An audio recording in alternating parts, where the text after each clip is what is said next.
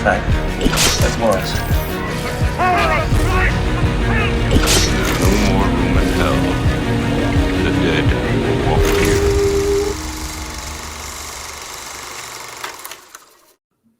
Nope, I'm not Rick. I can't do it that way. What's up, everyone? It is Three Corners of Horror, Horror Fiend fans. Welcome back. Yes, it's Two Corners tonight. Rick's out of town. We're coming to the end of the year. You might be seeing us every once in a while, just be two with a little special guest. But everybody knows who this guy is. My brother, the myth, the man, the legend. JR, what's going on? This is an interesting one. A horror anthology called Bad Candy. Bad Candy, or I don't know, a savory sweet? No. It could have been like a little sour patch lemon one. I don't know. Yeah. All right. So, yes, we are talking the 2020 movie Bad Candy. This is streaming on Prime Video. This movie is another anthology. So, yeah, a couple weeks we did that one. You know, it's Halloween. We're getting close. Instead of us doing the regular ones you guys are used to that you're going to see on everybody else's channel, we went with a couple of little odd ones here. So, I will say when this I don't know, this has quite a few many segments. I'm used to anthologies having about 4 or 5. Like, did you count on how many this one has?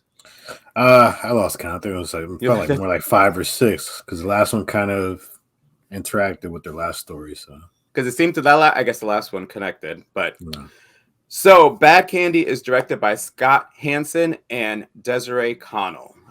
This movie does not have a lot of big stars. One of the first stars, I mean, for us 80s kids, and maybe you guys in the 90s, is Zach Galligan, who was Billy in Gremlins. And for you rock fans, Corey Taylor, he's the lead singer of Slipknot.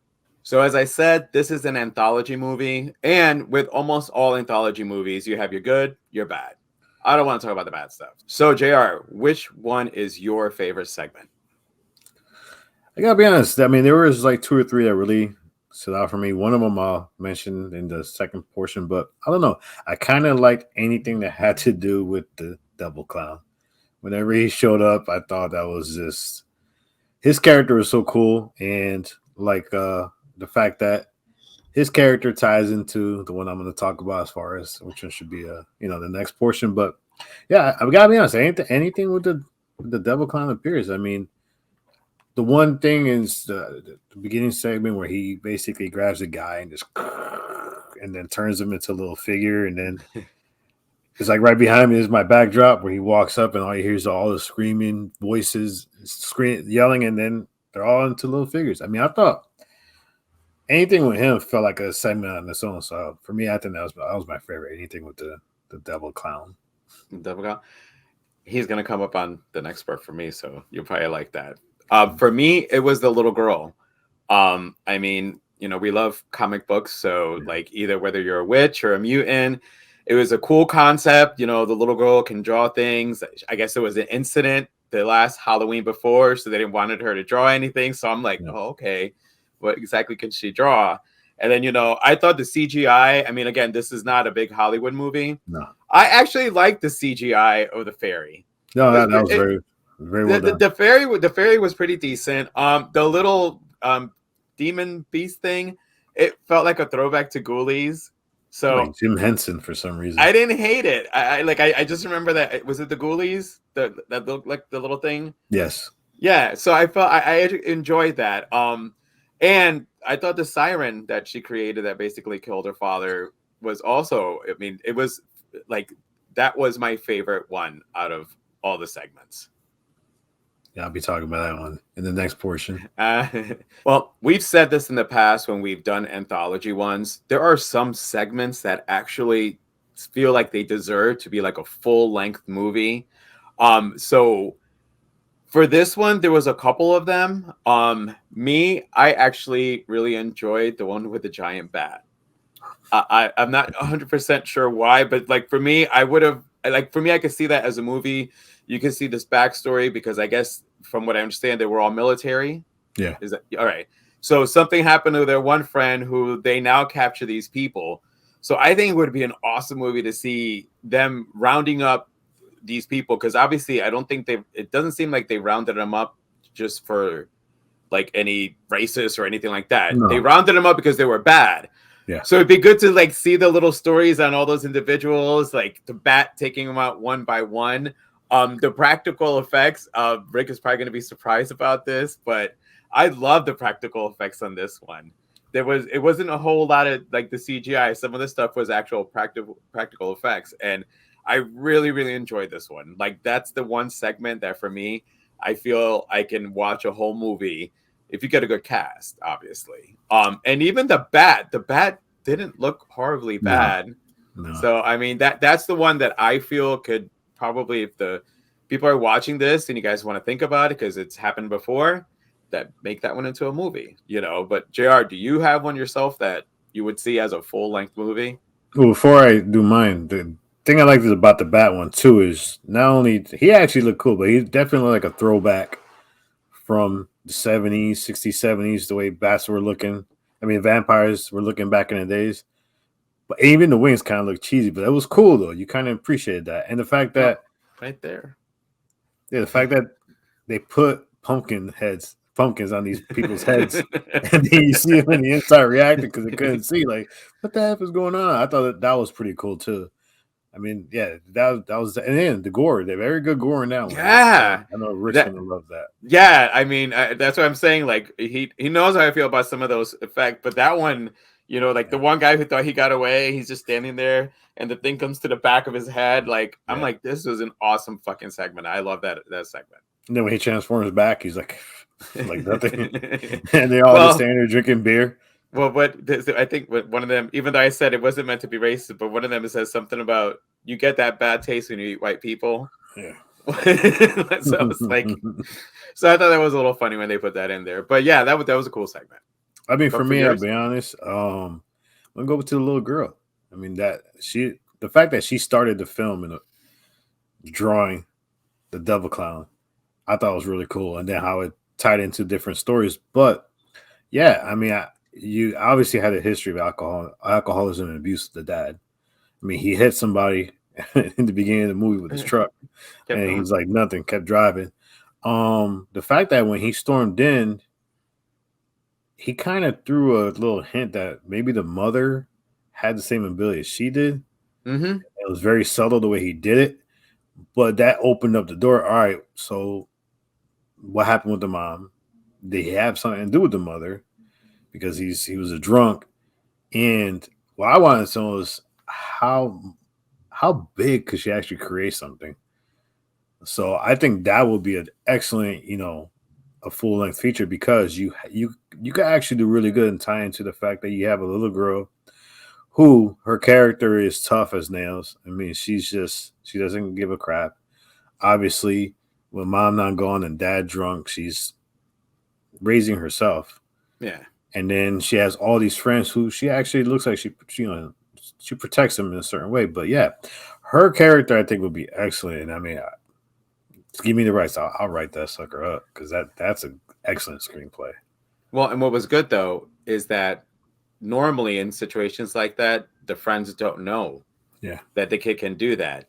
They knew. Mm-hmm. It's like you have a situation where like they all knew, so they don't do this. Like last year, don't. So it's cool that instead of her hiding it, they all know who she is. They probably kind of keep an eye out, because I think it makes, when she's doing it, there was sounds going on. Yeah. As she was doing it. So, because I think she was drawing one in front of them, and that's why they stopped her, because they were hearing something. And that's why they said.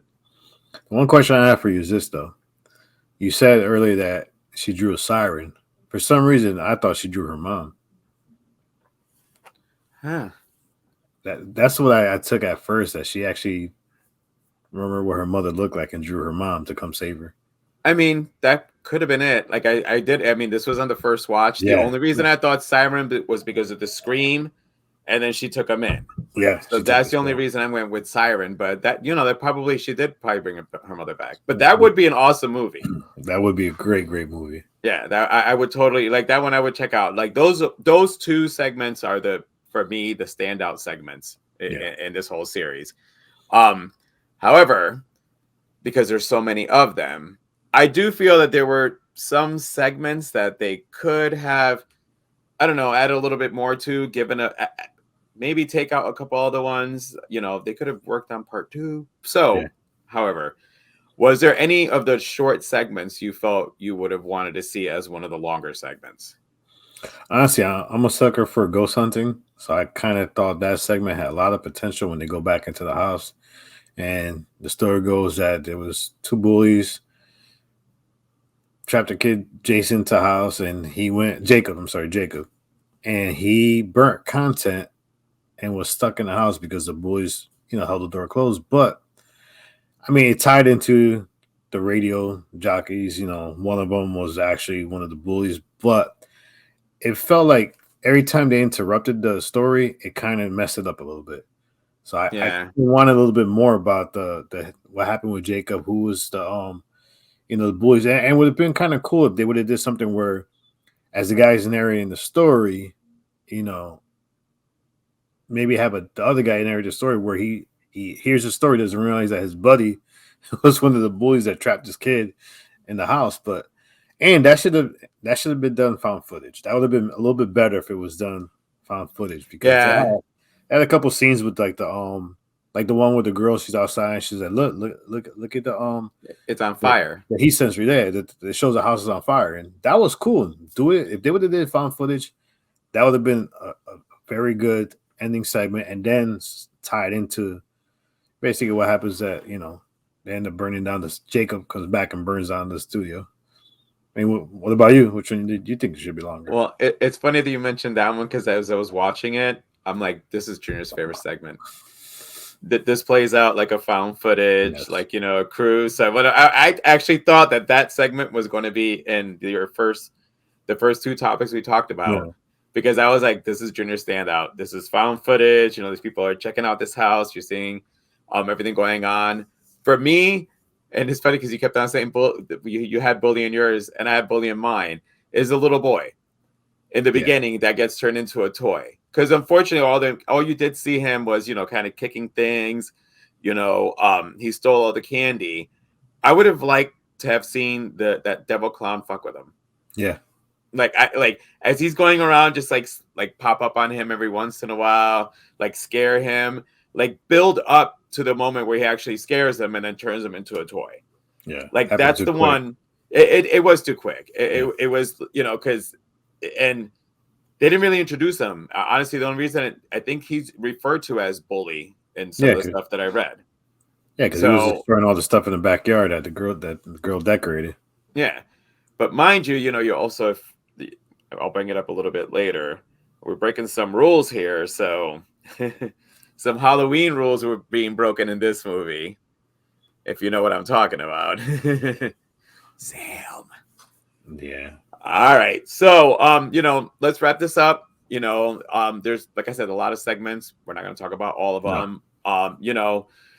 Let's just talk about the movie as a whole. JR, you're the one that said let's do this one. I'll say on my part, I did enjoy it. I didn't hate it, so don't worry. Yeah. When I get to talk, I'm not going to sit here and like just chop this down. It wasn't that bad. But for you, like, give us your closing thoughts and your rating on this one. I mean, you gotta go into this movie. It's not a big budget Hollywood movie. The special effects are decent. I give credit that Double Clown he looked cool as hell. I liked his makeup. I liked his look. Wish we had more of them. But yeah, I mean, this is a movie to go into and just enjoy. There's nothing that's gonna really jump out at you as far as acting and stuff. And like I said, like there's no CGI. It's just a regular, fun Hollywood movie that. I mean, it's not going to compare to the big one. It's not going to compare to Trick or Treat. But it's a fun, relaxing movie. There are some segments that are kind of iffy, be like cupcakes. But yeah, that one. Well, anyways, yeah. I mean, I will give this one.